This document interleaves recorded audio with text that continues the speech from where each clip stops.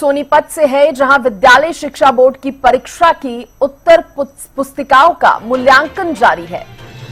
विद्यालय शिक्षा बोर्ड की परीक्षा की उत्तर पुस्तिकाओं का मूल्यांकन जारी। खरखौदा स्थित अंकन केंद्र पर भारी अनियमितताएं मिली हैं। शिक्षा बोर्ड सचिव डॉक्टर मुनीश नागपाल के उड़न दस्ते ने छापेमारी की है। छापेमारी के दौरान 50% स्टाफ गैर हाजिर मिला।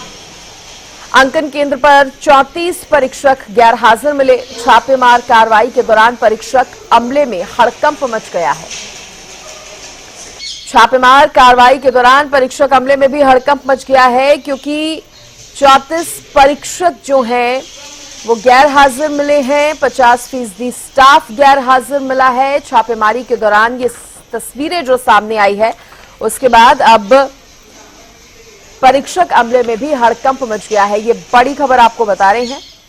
विद्यालय शिक्षा बोर्ड की परीक्षा की उत्तर पुस्तिकाओं का मूल्यांकन जारी है, तो खरखौदा स्थित अंकन केंद्र पर भारी अनियमितताएं पाई गई हैं। उत्तर पुस्तिकाओं के मूल्यांकन के दौरान भारी अनियमितताएं मिली हैं।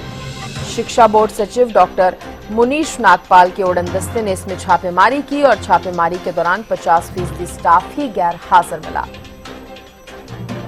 विशेष संवाददाता रवि जांगड़ा मेरे साथ जुड़ गए हैं। रवि, भारी अनियमितताएं सामने आई हैं और क्या कुछ जानकारी इस पर मिल रही है?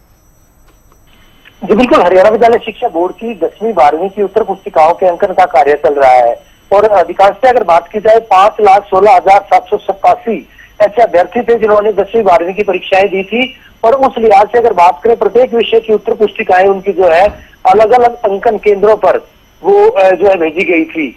हरियाणा के 22 के 22 जिलों में और कई उपमंडल जो है ऐसे हैं जहां पर जो है ये उत्तर पुस्तिकाएं उनके लिए अंकन केंद्र बनाए गए थे।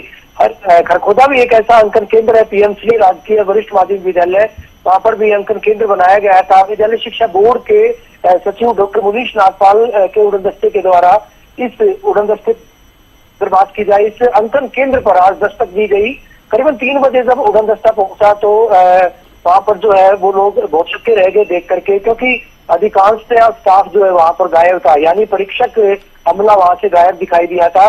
करीबन 50% अमला वहां से गायब था।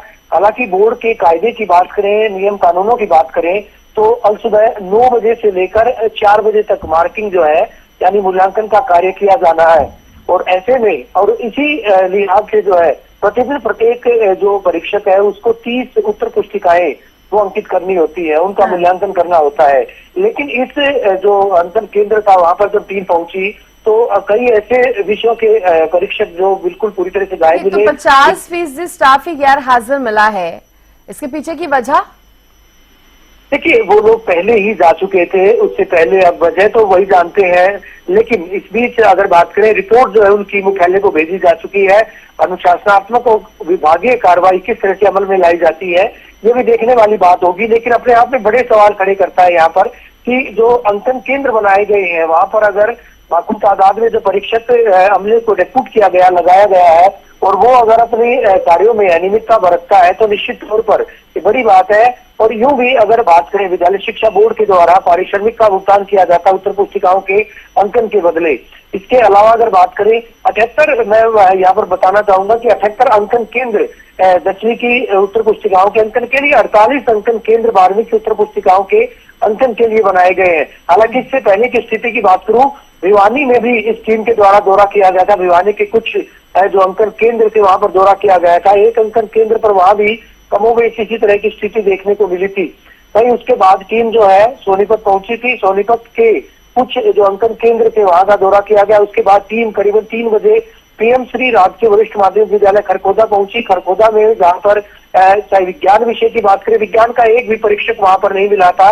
दूसरे कई विषयों के परीक्षक भी गायब थे। तो ऐसे में सवाल खड़े होते हैं इस प्रक्रिया पर, इस पूरी कवायद पर कि आखिर जो है कब तक परीक्षा परिणाम तैयार किया जाएगा। क्योंकि जब अध्यापक ही लापरवाही बरतेंगे तो निश्चित तौर पर अब कहना कतई गलत नहीं होगा कि परीक्षा परिणाम में भी विलंब हो सकता है। विद्यालय शिक्षा बोर्ड के अधिकारी लगातार इस बात में लगे हुए हैं कि किस तरह से जल्दी परीक्षा परिणाम तैयार करवाया जाए, क्योंकि अंकन कार्य होने के बाद भी, अंकन कार्य 24 तारीख तक चलना है, अंकन कार्य होने के बाद भी लंबा चौड़ा प्रोसीजर बचता है, उसके बाद जो प्रक्रिया जो है परिणाम तैयार करने के लिए समय लगता है उसमें भी। बिल्कुल, और जिस तरह से अब शिक्षा बोर्ड सचिव डॉक्टर मुनीश नागपाल के उड़न दस्ते ने छापेमारी ये जो की है, इसके बाद अब सुधार तो जरूर आएगा, ये उम्मीद की जा सकती है। बहुत शुक्रिया आपका जानकारी देने के लिए रवि।